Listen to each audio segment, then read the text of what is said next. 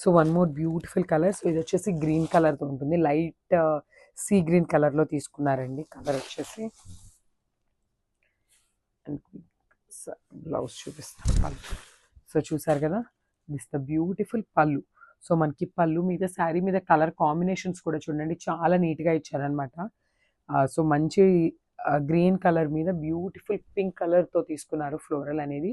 So మనకి sari upper body అనేది చాలా సింపుల్ అండ్ క్లాసీ లుక్తో ఇచ్చారు.